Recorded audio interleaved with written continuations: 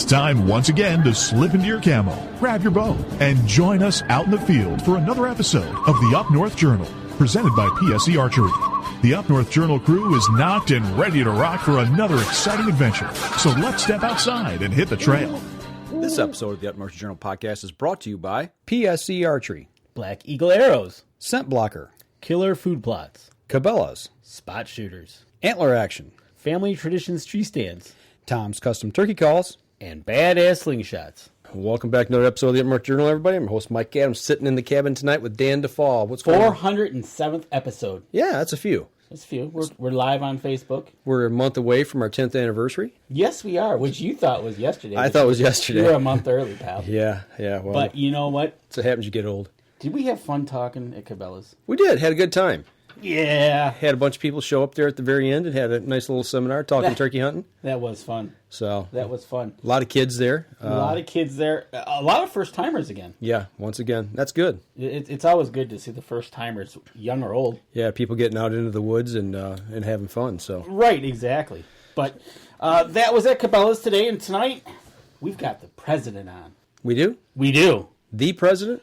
Well, it would be the president of Eaton County branch. Of QDMA chapter? QDMA. Tony Smith? Tony Smith. Tony, you with us tonight, bud? I am. Thanks for having me, guys. We should have played the presidential theme music coming in, I guess, right? We could have. How you doing over there in Eaton County tonight, man? You doing good? Yeah, wonderful. Yeah, nice early spring evening, and taking advantage of this daylight savings time thing that's going on here. So right on. I've got a nice 4-mile hike in with a 50-pound pack. So good. It's a good day. You know what? You just mentioned something. We're going to chase a rabbit right here off the bat. I'm going to throw you a question. Do you like daylight savings time or no? Yes or no? No. No, you don't like it. Okay. I just thought maybe you were taking advantage of it. Maybe you didn't like it. Why don't you like it? Well, you know, I guess it's just a lot of goofing around. I just think that it's kind of lost its original purpose. And right. In the fall, you know, when it hits in the fall, I kind of lose some opportunities to hunt evenings after work. So. That's true. That is true. You know, it's good in the spring, I guess. We get to stay up a little later and see daylight. But in the fall, yeah, it does mess up hunting. Oh, it does. It messes up my beauty sleep, too. So, no, I just thought I'd throw that out there real quick because it's just you mentioned it. So, yeah. But you are on QDMA's State of Michigan Council. So, and looking at that, talk about maybe a couple of things. What do you do on the council? What are some of the decisions or maybe the guiding that you do to help guide QDMA here in Michigan? Well, the QDMA here in Michigan has a memorandum of understanding with the Department of Natural Resources, which is, you know, that's kind of a big deal. Right. I mean, the Department of Natural Resources is very receptive to our concerns and our recommendations, and we kind of have a seat at the table, if you will, with them. So, you know, that's a big deal. They recognize us as, you know, a very worthwhile organization when it comes to deer management issues. We've got just some tremendous leadership at the top with Eric Schnell and Michael Goyne, you know, just to name a few. I don't want to slight anybody, but there's just a tremendous group of guys, business professionals that are, you know, very dedicated conservationists, and you know, it's just been a real pleasure for me. Leon Hank, you know, he's on our national board of directors. He's quite often he'll chime in on state issues and that sort of thing. But you know, to answer your question, you know, what do? We give our opinion, if you will, on deer management issues. You know, we are active with the Congressional Sportsman's Caucus. You know, as a matter of fact, we're going to be making a presentation, I believe, here next month to the Congressional Sportsman's Caucus. You know, politically active in all things deer management in the state. Okay. You know, I kind of know what you guys do. You got a lot of things going right now. You got some big initiative pushes and things that are affecting Michigan. You know, we had Drew Youngdyke on. We've talked about some of those things, talking about water quality and things of that nature. But on the other side of the fence, we had Lincoln Rohn on talking about Michigan APRs. You know, and I know QDMA, Quality Deer Management. Speaking of that, where does QDMA come into the play with that, and what maybe enlighten the people on where you stand with that? Well, QDMA's position on mandatory antler point restrictions are that, number one is, does the restriction that's being proposed, does it protect at least 50% of the 1.5-year-old buck age class? Mm-hmm. And is it supported by the vast majority of deer hunters? Those are the two big criteria. And, and is it going to be monitored so that it's not going to do any harm? And essentially, that's kind of where the state of Michigan is, too, on mandatory antler point restrictions. They've got to meet those same criteria. And basically QDMA, although some of our local branches have been in the forefront of proposing them, QDMA as a national organization doesn't do any proposed. I know it kind of sounds like a double standard, but the national organization supports the branches if those criteria are met. I got you. And so that's where QDMA stands on those.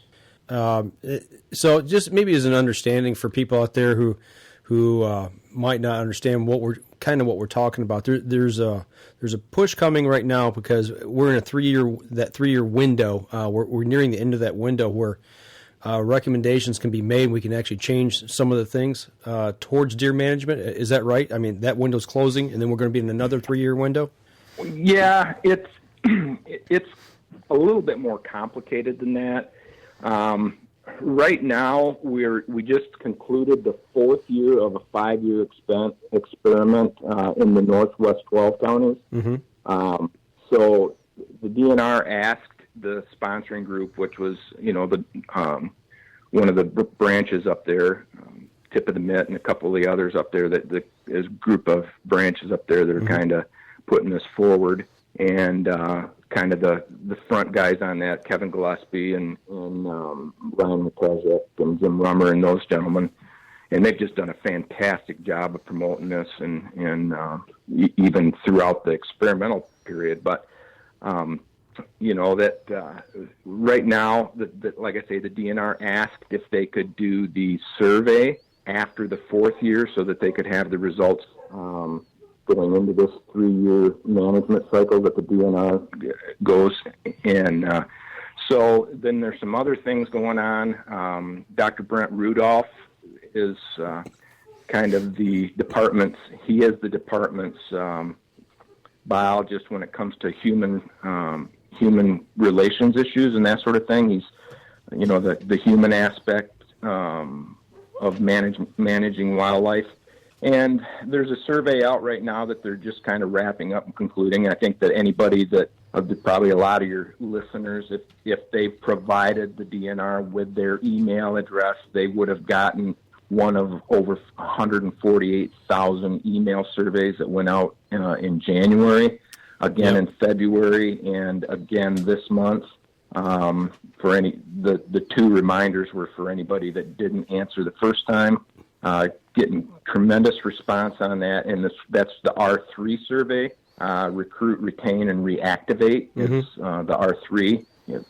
You're probably going to hear a lot about that. You hear a lot of it from the National Wild Turkey Federation, and but that's what the R3 is those through trying to figure out how we can keep people in the fold, how we can keep guys and gals and kids hunting, because we're bleeding off hunters at a kind of an alarming rate, and mostly due to guys aging out of the sport. Right. But doing what we can. I know that Lincoln had mentioned when you interviewed him that by 2025, it was actually in 25 years from now. The projection is that we're probably going to have about half as many hunters as we've got now, or down in that 300,000 hunter mark. And for the first time in modern history, the DNR is now looking at ways of funding the department with things other than hunter dollars, looking at possibly user fees for cross-country skiers or mushroomers or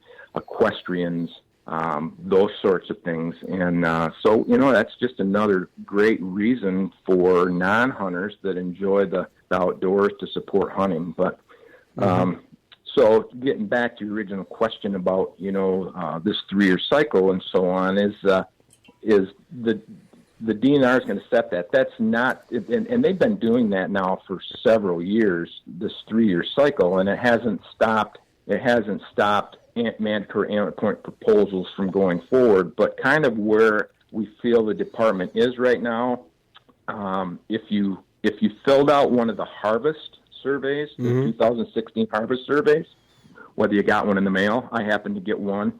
Over 50,000 of those are sent out. I lucked out and got one this year, but I always go online and fill it out regardless if I get one in the mail. There was a lot of questions on that survey that were new to the survey, questions about mandatory antler point restrictions, one buck rule, quite a few questions about,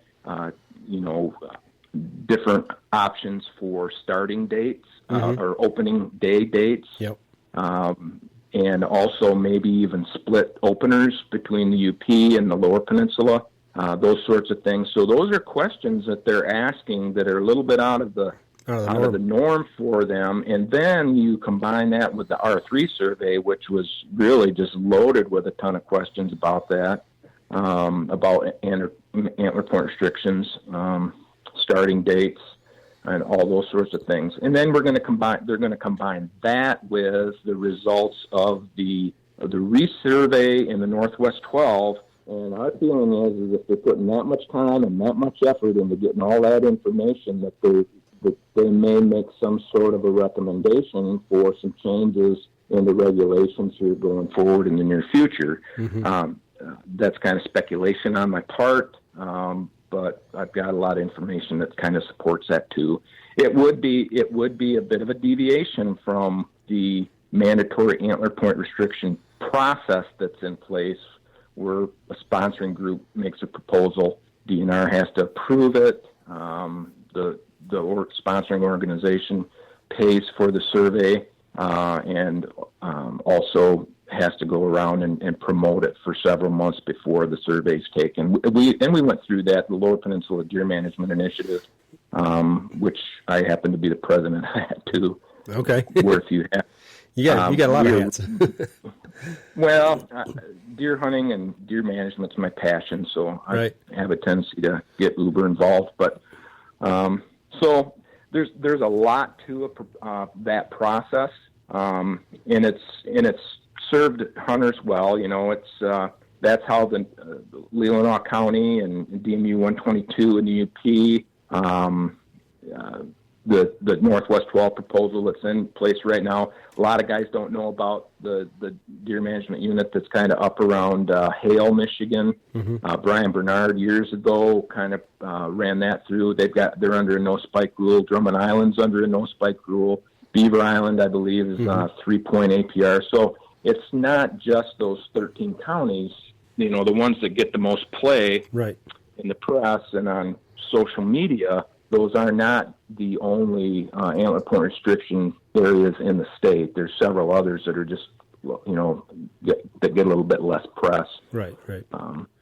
So. Well, looking at that survey that come out and the questions they're asking, if some of that was to happen, I mean, in your opinion, do you think that's really going to help retain some of our hunters, or maybe get new hunters to come in? I mean, I know traditions are hard to break, especially in this state. The people that I know, there's just certain things you count on, and when you count on them, it's like that's tradition. We can't do that, but we see it in other states. Split openers, like you said, I'm quick to point out that traditions are made every day. Right. I mean, it's a tradition around Eaton County now to shoot does. Nobody thinks twice about it. It wasn't that way 30 years ago. No, not at all. They were the sacred cows, so to speak. And times changed right along. Something else that QDMA was responsible for, just kind of on a side note, everybody's concerned when button bucks get shot under antlerless permits. And a gentleman that was active early on with quality deer management, this would have been back in the 90s, he sat down with the DNR and said, hey, why don't you put something in your antlerless Antlerless brochures about, how to identify fawns from does and how to identify button bucks from does. And that's when that information started showing up in those brochures. And at the time, the percentage of button bucks in the antlerless harvest annually in Michigan was about 20%. And after that started being included in those brochures, it went down to about 10. So that's been a huge advantage for deer hunters in Michigan. Just that one little change, that one little recommendation. So Boyd Wiltsey was a gentleman responsible for that. That was way back in the day. I'll tell you what, we're bumping up out here on our first break. Let's step outside. We'll take our first break. We come back, we'll shift gears a little bit and cover a couple other topics that are really hitting Michigan right now in deer hunting. So we'll be right back after this. PSE Archery has always dominated the speed category. Now, the most revolutionary cam system ever to hit the market has perfected the shooting experience. Introducing PSE's Evolve Cam System, featuring extremely high let-off capabilities and the smoothest draw cycle in history. No other cam system has ever delivered this level of total comfort and total control. Experience PSE. Experience performance. Throughout human history, one notorious killer has remained at the top and claimed more lives than any war or natural disaster combined. Mosquitoes. It's time to arm yourself and protect your family this season with Scent Blocker's new Bug Blocker for insects. Lasting up to 8 hours, Bug Blocker not only repels biting mosquitoes that can carry the West Nile virus, but other biting insects, including chiggers, biting flies, gnats, and ticks which can carry Lyme disease. Field tested by outfitters and guides from Alaska to Alabama and everywhere in between. The results are in, and Bug Blocker flat out works. In a high-potency sportsman strength dosage, using 25% no-nonsense DEET, plus 2 specific ingredients to target biting flies, Bug Blocker plays for keeps. For ultimate protection, pair Bug Blocker insects with Bug Blocker ticks.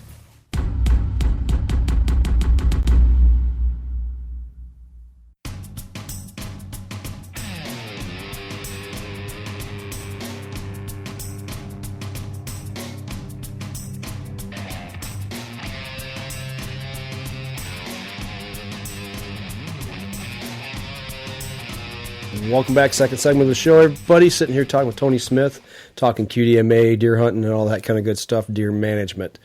Tony, I know you're heavily involved with co-ops.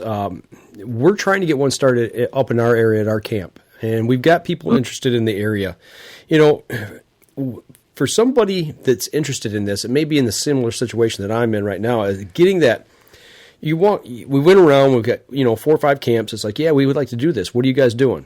We kind of talked initially. I've tried sharing information. We created a Facebook page to be able to share that. And it's never really taken hold and gotten off the ground and really been productive. What do we do? I mean, have you got any suggestions of how we can take that next step and work together? Well, one thing that I've seen that's been a real nice addition to the co-ops is the social media, the Facebook pages. Okay. Having a Facebook page that's dedicated to your co-op. Mm-hmm. The other thing is it takes a really dedicated individual to ramrod a co-op and to see it through. It's in a lot of cases, some of these guys almost look at it as a second job type of thing. I wouldn't want to discourage anybody from doing it, but right. It's like anything else. The more you put into it, the more success you've got. And when you're in a situation like you're in club country, where there's a lot of camps and that sort of thing, and most of it you're not resident hunters, right. You're absentee owners, that sort of thing. I suspect it becomes more difficult, but not impossible. Gentleman Ed Kleinian, he ramrods the Abitibi co-op, which is the old 30,000 acre Abitibi property that was sold off to private. He's got 40 acres in there. He lives down in Zeeland. Okay. And he just kind of kept telling me, he says it works for you there in Eaton County, but it'll never work where we're at. And I said, you know what, Ed? I said, as long as you believe that, And and you're using that as an excuse, you're absolutely right. Mm-hmm. I said, until you make the decision that if it's going to be, it's up to me, adopt that mindset. And, that was kind of the kick in the pants, if you will. And Ed and I and his wife Bonnie and I have become wonderful friends over this whole thing. But they happen to have a very large property owner up there, the Grand Rat Club, mm-hmm. Which is, a big time supporter of their co-op. And, it's a huge piece of private property. So, they've got some unique opportunities there. But just the same, going back, it just takes really an individual or two to really want to see that thing through. And there's some really wonderful resources up in that area to take advantage of. Everybody's heard of Turtle Lake Club. Yeah, absolutely. The gentleman that manages Turtle Lake Club is Wayne Sitton. His son Luke is kind of his right-hand man, and those guys are a wealth of information, and they're just dying to help people out in that area with deer management. They've had tremendous success with their program up there, and I think you guys have been to the winter health check, the necropsy that they hold the second weekend in February. Yep. And they really encourage people to reach out to them and contact them, and they'll open their doors so people can come and look over their shoulder. And you get to stand there and ask Dr. James Kroll questions. Kelly Straka, the new state veterinarian that replaced Steve Schmidt, she was there asking her. You can ask her questions. There's usually other DNR law enforcement. The local CO there, he's there helping out with the necropsy. So there's just a wealth of information and knowledge there that can be drawn on in that particular part. But a lot of those resources. Getting your local deer biologist, your DNR biologist involved is also a big deal, and your law enforcement officials. Basically, if it was a startup in that part of what I told Ed when he started that Abitibi, I said, with absentee owners, I said probably just about everybody up there is going to be at their camps on Labor Day. Yep. I said, rent the town hall, advertise the meeting. I said, I'll drive up there. I'm going to be halfway there anyways at a family get-together up in Glenny. I said, I'll come on up. And they had, fired up the grill, put some hot dogs on, and had just a tremendous turnout in it. They were off and running, and Ed was just flabbergasted. It's been nothing but, nothing but success ever since. And, it's allowed them to get closer relationships with neighbors.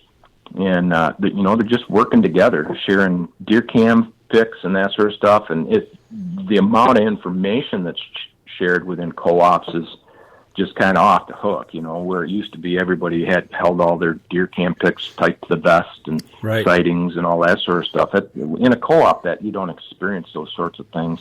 Yeah, that's the one thing with a couple landowners I've experienced is, talking about certain deer we've seen or haven't seen, they've seen, and you start kind of working together and helping each other out with food plots and things of that nature. That alone is worth getting a co-op started, I feel. Yeah.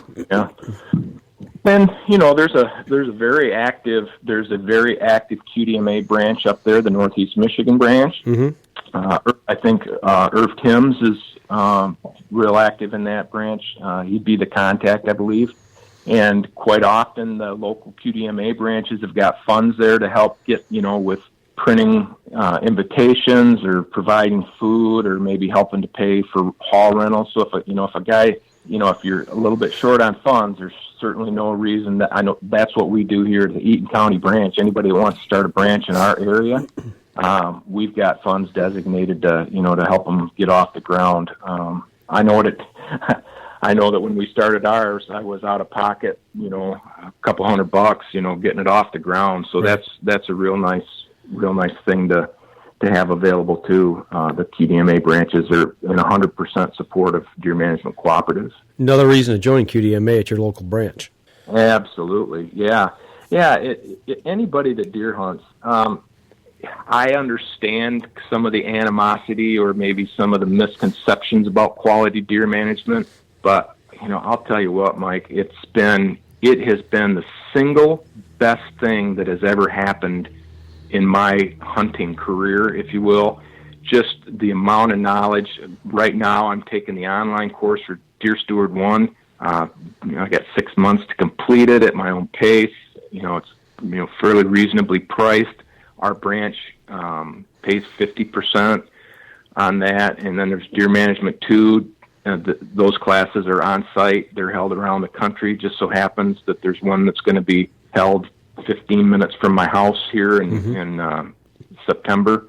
So I'm kind of working towards getting to that. So there's just so much great information. We quite often will hold up our Quality Whitetail magazine. That's kind of our flagship of our organization. I love that. That's awesome. It's just a cool things in there. But they'll loophole properties. They'll highlight a particular piece of property that members have been managing and some of the things that they've done. It's really not about hunting, but maybe they'll highlight a particular deer that a guy's watched grow for several seasons before it was, killed by them or a guest or a kid or, those sorts of things. But there's lots of information in the back about what's going on at the local branches. They'll do a lot of habitat stuff in there too. Tons of habitat stuff, yeah, and a lot of. I'll tell you what, if you really pay attention, a lot of that habitat stuff that's in there in that magazine, pretty regular, is coming out of Michigan. Yep. Jim Brocker and Jake Ellinger with hinge cutting stuff.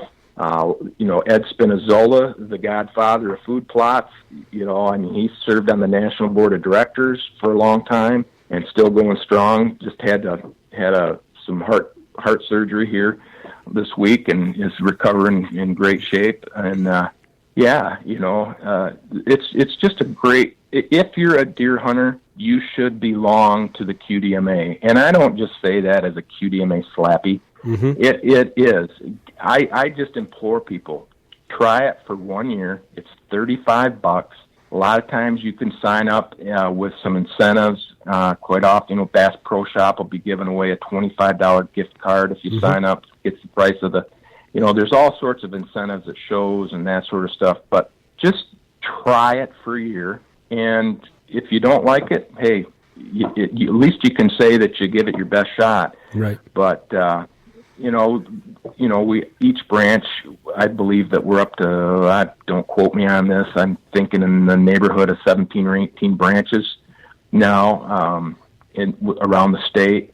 And, of course, every branch has a annual fundraiser. Typically it's a banquet style. And then each branch usually has a educational event. And some of those educational events are they're absolute blowouts. There's hundreds of people at them, and quite often they'll be on a particular property, to walk the property, see the improvements and stuff that have been made. And those are a lot of fun, great way to network. Actually, it just turns deer season from, 16 days out of the year into 365 days out of the year. Yeah, that's a true statement. Choose to do it. Yeah, that's what Danny and I say. A bunch of us got together yesterday for an all-day shed hunt down Hillsdale County and smoked cigars and drank some good scotch and ate some good food and had a campfire and just enjoyed each other's company. Right on. You talk about the camaraderie and everything. I'm going to be up at I think it's called a deer habitat or deer browse study coming up in a couple of weeks. A gentleman has invited me to join that along with some people from the state forestry program. So I'm going up to learn about that, and we're going to meet some other people, some new people. So I'll be able to take information back to my camp, and it all started with QDMA. I mean, in that northeastern branch up there. So stuff that you would typically think would be really kind of boring stuff. It can be. It's very fascinating, and once you get a kind of a layman's presentation on some of the things to look for, just simple stuff like identifying tree species and shrub species and regeneration of, what's regenerating and what's not. You can kind of get a measure of what kind of shape your deer herd's in. Absolutely.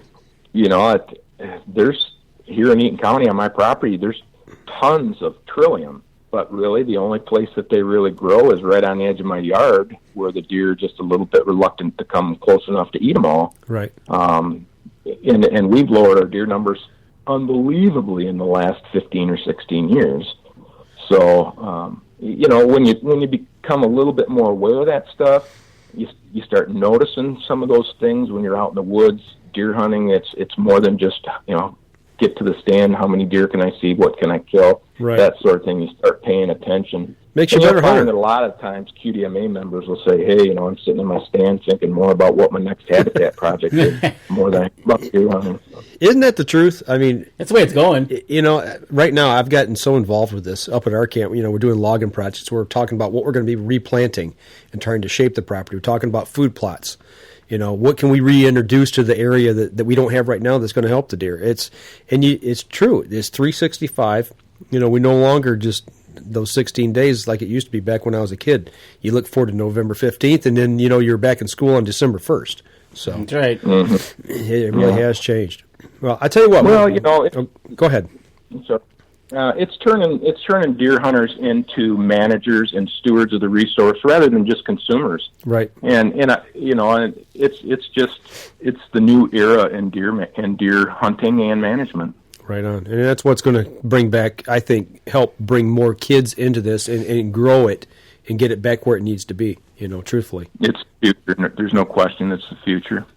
I tell you, we're bumping up on our second break here. We'll step outside. We come back. I want to kind of touch on what's going on in the state with CWD a little bit and kind of get your point on that. So okay. We're going to step outside. We'll be right back after this message. So what do you do when you've completely redefined the way bows are engineered? When you've reached the pinnacle and the band starts playing your victory song, you start a revolution out of thin air. Introducing the all-new Pses Carbon Air, engineered with true carbon technology to be the lightest high-performance bow in the world. Experience Pse. Experience performance. Killer Food Plots have been helping property owners for over 20 years create premier whitetail habitat. Whether replenishing your soil with their all-natural Organics Fusion pellets or planting a premier KFP food plot seed blend to help your deer rebuild their bodies through spring and summer while supplying the much-needed high energy during and after the rut, you can trust that Killer Food Plots family and their products will help your deer achieve their full potential.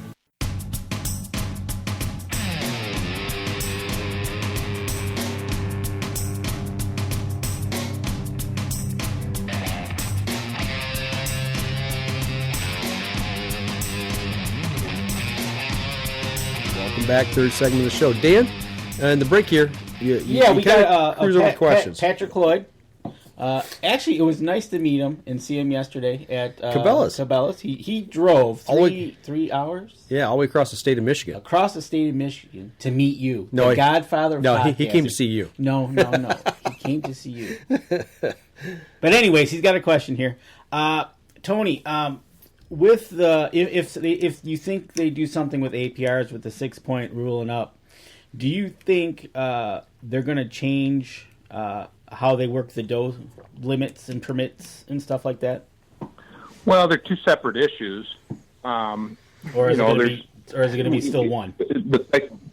Well, what you need to understand is to separate the two issues. Antler point restrictions are a way of managing the buck population. Antlerless permits are the way that they manage the overall population of the herd. So the DNR is going to continue. They'll probably not do anything drastically different. They make their recommendations each year on antlerless tags based on several things: car deer accidents, farmer complaints, sightings. We just kind of talked about browse surveys. All sorts of things. So the DNR will manage the overall population through the antlerless harvest. And, it'd be nice if they could do it on a section-by-section basis. realistically, they're going to do it on a DMU by DMU. And the fact that, you know, they got most of the DMUs now by county, more or less, that's probably about as much as they can micromanage it. A lot of counties from north to south or east to west can be drastically different in deer populations. Yeah, especially in the UP from north to south. Yeah, I kind of wish they'd go to the county by county, especially UP is a tough one because you got north south, and that's a whole different dynamic as opposed to down south here. But well, then in the southern lower peninsula, it's 97% of the property in the southern lower in zone 3 is private property. And it really, just about everybody and anybody that hunts down here can get up to 5 antlerless permits a year anyway. So it's not a matter of a quota for the DNR down here. It's just a matter of they're counting on deer hunters to keep their foot on the gas in a lot of areas, and then kind of going back to quality deer management, when you kind of understand better herd dynamics and understand what kind of habitat degradation may be happening with too many deer, then you can kind of manage on a more micro level. So, but when you start getting in the northern lower peninsula, where there's quotas in certain DMUs, and of course in the upper peninsula, the only place where you can take antlerless deer is kind of in the banana belt, in that ag area. That's the only place that antlerless permits are available. So. That's just an example of how the DNR can, regulate populations through those antlerless permits. They just took that option away with the combo tag for archery hunters. Right, exactly. And you had a question for me. I got a question. I hope that answered the other gentleman's question. It's a good start because, like you said, they're continuously trying to improve it, and it's just one of those things that, like you said, the hunters have got to keep their foot on the gas. It's a little bit different down here in the south as opposed to the north, and I know where he's coming from because he is in the southwest corner, literally, right down by Indiana, Michigan, by Indiana there. So, but my question, and I hunt down there too. I got a good buddy that's got property down in Sodas, so I'm not unfamiliar with that part of the state. They don't have the deer population that we've got in Eaton County. We've got more deer in Eaton County than they do in Monroe County, and Montcalm County's got more deer than anybody. So it's not a one size fits all, and the DNR understands that pretty much. So by all means, no. In my question, last segment you talked about getting behind starting a chapter for QDMA. It doesn't take a big chunk of land to start one and have one, correct? I mean, like you were talking about these clubs that got acreage. Co-ops. The co-ops, yeah. Mike's about co-ops, yeah. Right, the co-ops to start one.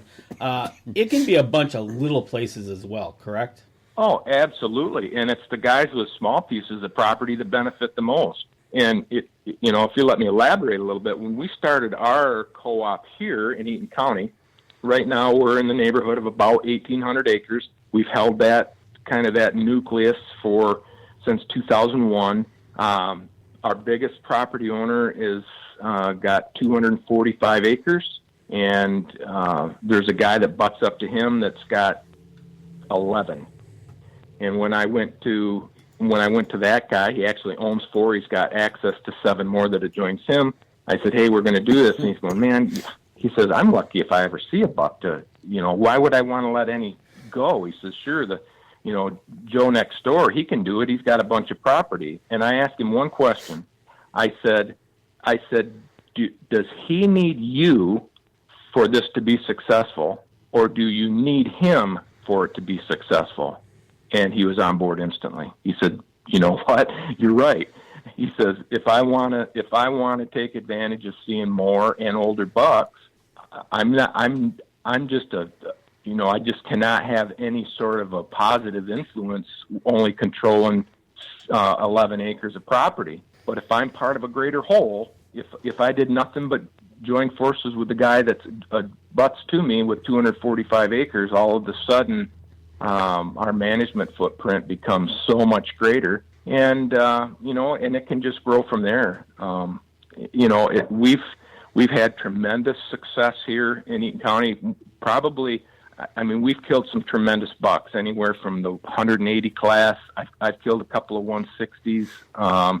We've had guest hunters that have shot 150 class bucks. Everybody in the neighborhood has shot their best bucks of their careers since the co-op started. But probably the thing that I'm proudest of is we were overrun with deer. We were, no word of a lie, we were between 80 and 100 deer per square mile in this area. And, we got serious about, our hunting farmer neighbors were just like, why would we want to protect any deer? And we're like, we're going to protect some 1.5-year-old bucks and put some pressure on these antlerless deer. And really, we just don't hear any complaints from our neighboring farmers about crop damage or too many deer anymore. They're all excited about deer hunting. It's just in the last 10 or 15 years, it's done a 180-degree turn, and it's just, everybody's aware of what we're doing out here now, and anxious to see what happens in our neighborhood. And it's bled out into other areas.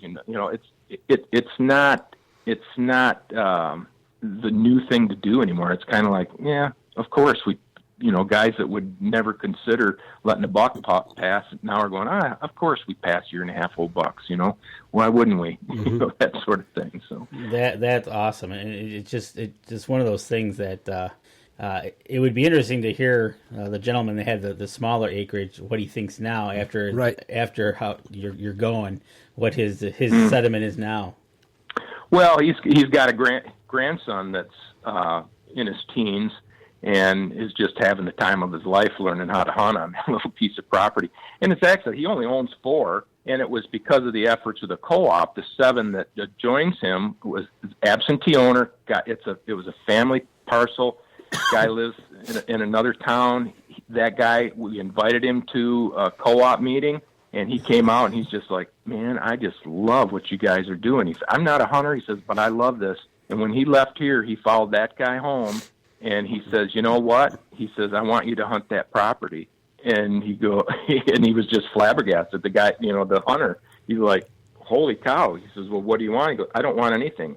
Just treat it like you would your own, and go ahead and feel free to hunt it. That's awesome. And so, that stemmed from his receptivity to the co-op, and wanting to be a positive in the neighborhood rather than working against the efforts of his other neighbors. So it's just been he killed the best 2 bucks of his life. Just a stud of a 6-point that was probably 3 or 4 years old, and just a beautiful 8-point buck that he shot with his bow a year or 2 later. And he's an older gentleman, and he's just content now to teach his grandson how to hunt and have him have that opportunity to hunt in this situation, to learn in this situation. So isn't that the way it goes? Is the older we get, we start with our children, then our grandchildren. It's like you get to the point where, okay, yeah, if I shoot a buck, that's cool. If I shoot a doe, that's cool. But we're all of a sudden we just turn the tables, and it's about getting those youngsters out. It's just amazing. Yeah. That's the whole goal now. Well, that was said. Matter of fact, at Cabela's about turkey hunting. Yep. The more you get into turkey hunting, the more you become wanting just to be the caller for somebody who's going to get their first bird. Right on. Well, I'll tell you what. Absolutely. That's my greatest pleasure in turkey. I always get a bird, knock on wood, but getting people on their first bird. I've got one of my best friends, his dad's got throat cancer. Not sure if he's going to see turkey season or not. And he's never killed a turkey, wants to do it desperately. And I told him, I says, man, if you can get out here, I'll get you in the woods. We'll have a good hunt. I can't make any promises, but that's one of the things on his bucket list that is fading fast. And my turkey season will revolve around getting him in the woods and hearing turkeys gobble on the roost when the sun comes up. That is awesome. There ain't nothing better, except maybe elk bugling at dawn. But right on. Well, I tell you what, let's take our last break. Let's save this last segment as much time as we can. We'll come back on the last segment, and let's cover a little bit on the CWD that's going on here in the area. We'll step outside, and we'll be right back after this. I shoot PSE because I like one pin to 40 yards. I shoot PSE for the perfect combination of feel and performance. I shoot PSE because you can shoot lighter poundage and increase arrow speed. I shoot PSE for the fastest bows on the planet. I shoot PSE because my livelihood depends on my bow.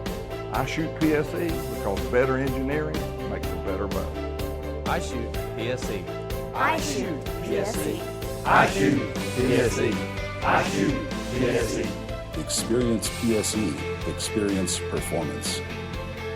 Throughout human history, one notorious killer has remained at the top and claimed more lives than any war or natural disaster combined.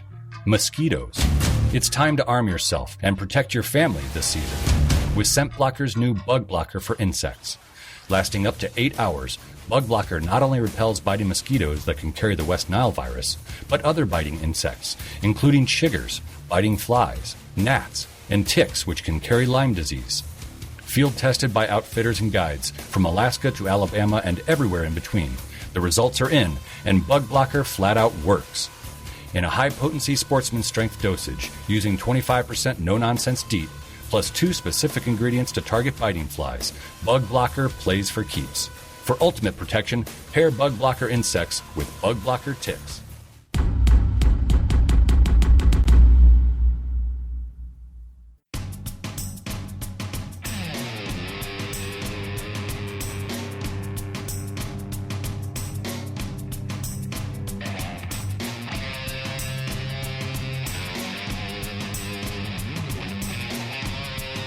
Welcome back. Last segment of the show. Been a lot of good talk tonight, talking Absolutely. about co-ops. And you know this deer is going to hunting. happen when we met Tony at the Lansing Deer Spectacular. Of course. We asked one question and we stood there for An 30 hour? minutes. Yeah. That's when you have good conversation. So figure we take it and bring you to the show. Absolutely. We've talked about a lot of different things. The hot topic right now, obviously in Michigan, is CWD and what's going on down, especially Eaton County area. You guys are dealing with it there. And then we just had a recent find, I believe, in Mecosta County. Is that right?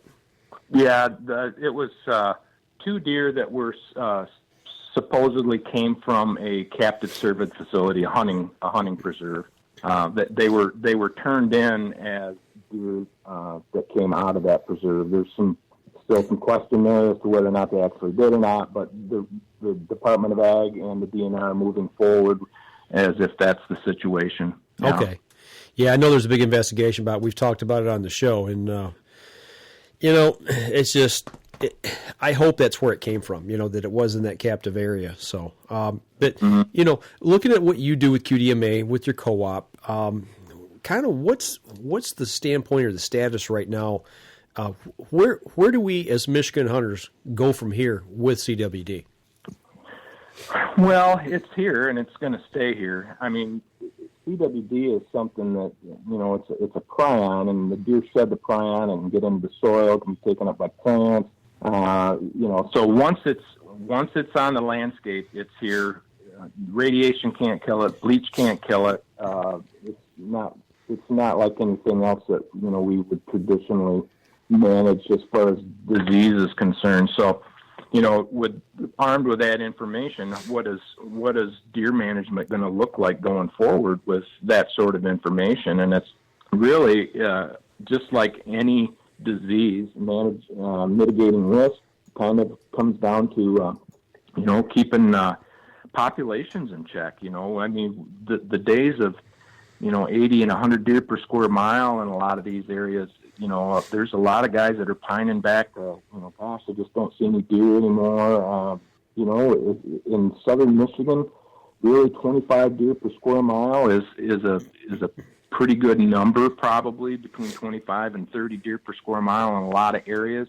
I think that the hunting public is just going to have to get used to a much smaller deer population in order to mitigate not only CWD, but bovine tuberculosis. It'll also go a long way towards mitigating the effects of EHD, epizootic hemorrhagic disease, that, we had a big die-off in 2012. Right.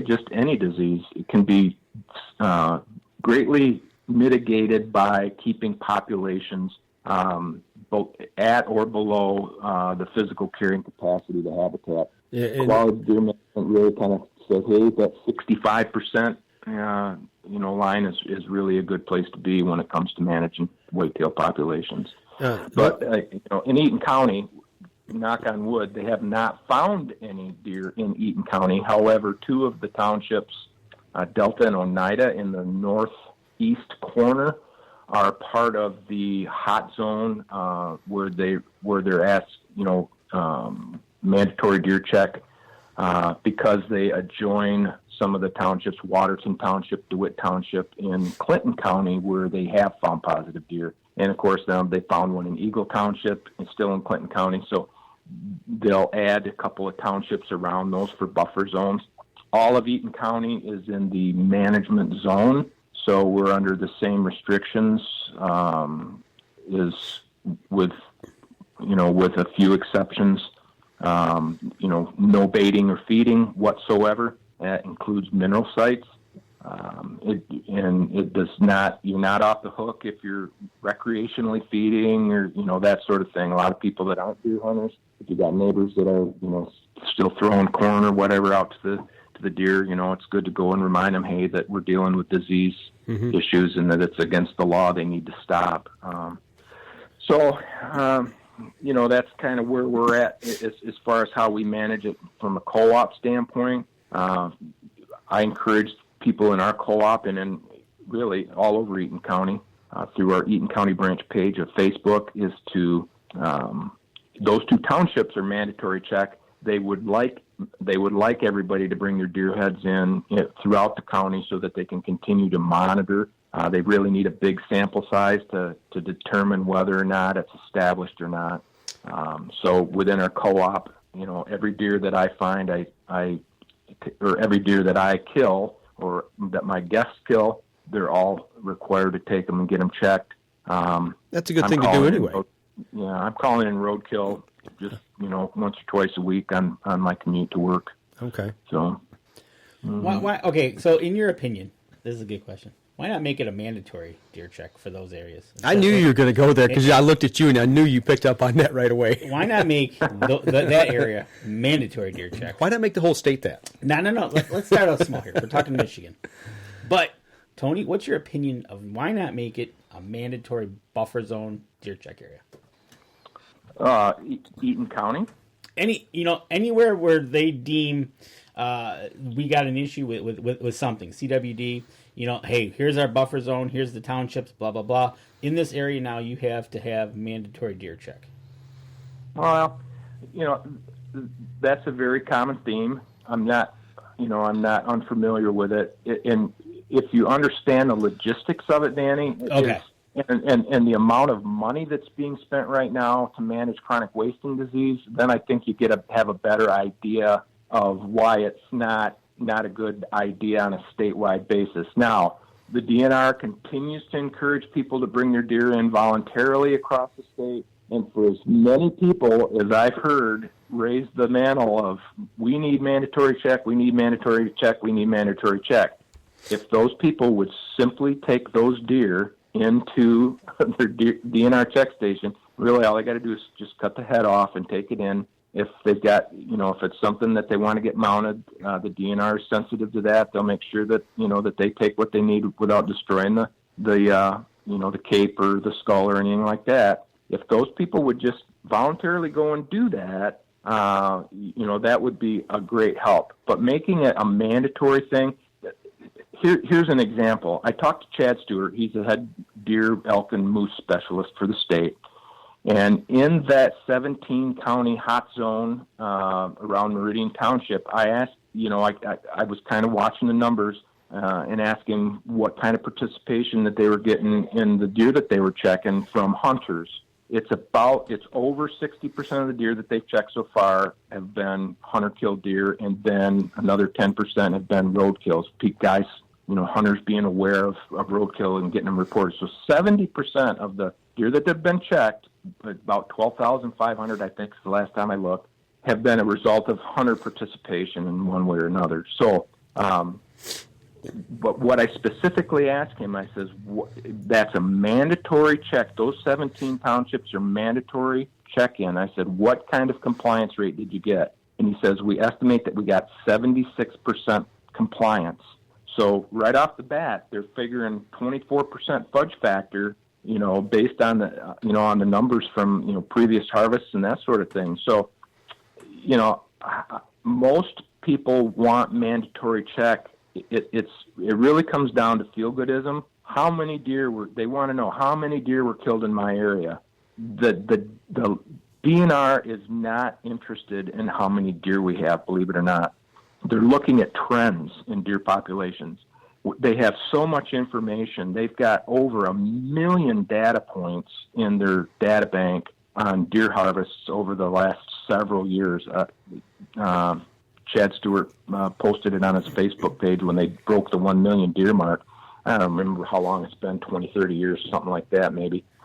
But over 1 million deer that they've checked. Michigan checks over 7% of the harvest annually, which is higher than any other state in the in the lower 48, with maybe the exception of Nebraska, and they don't have as many deer in the whole state, whitetails, as what we check each year. So our DNR does a very good job of checking deer, and if people want to, if they want to mandatorily check, I'd encourage them first to, do it voluntarily.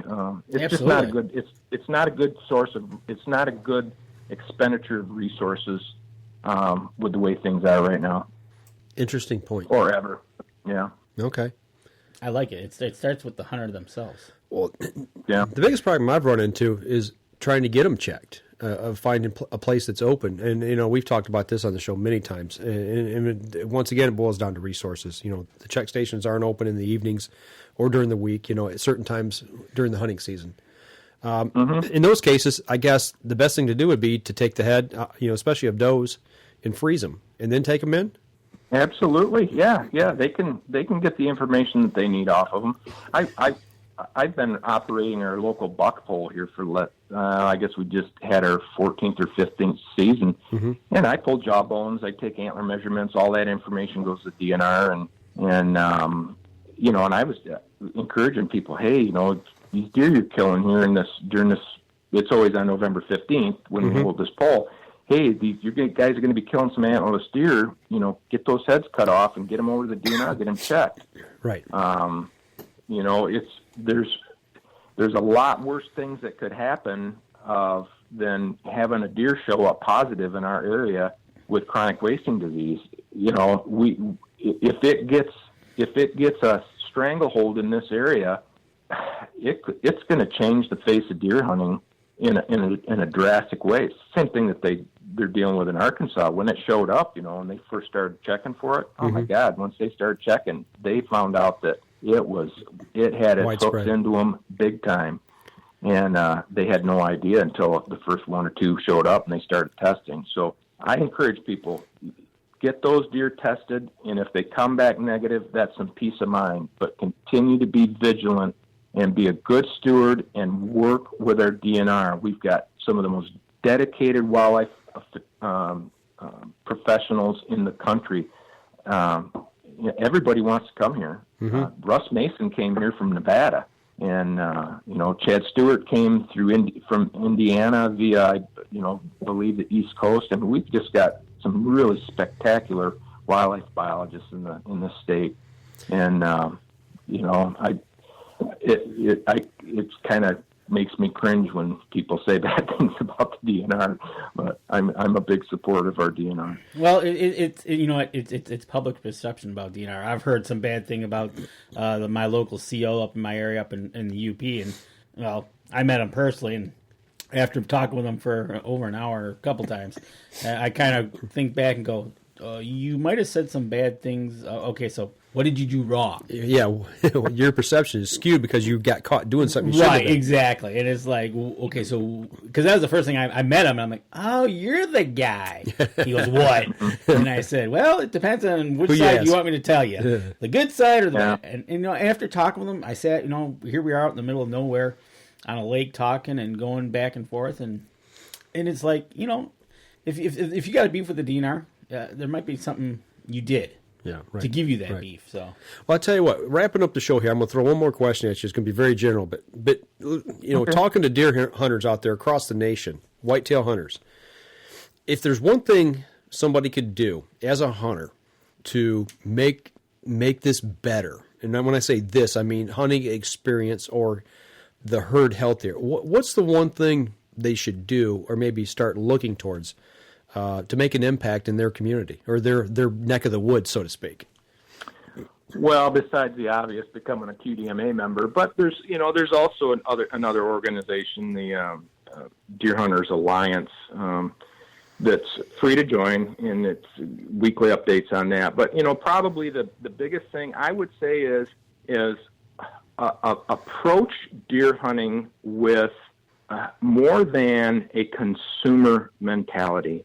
If just look at it through a different prism, and things just really start to become more in focus when you look at it through a different set of eyes, if you will. And that's what I tell people is, don't approach deer hunting like a consumer. This is just a wonderful resource. We're compelled by God to be good stewards of all of these natural resources.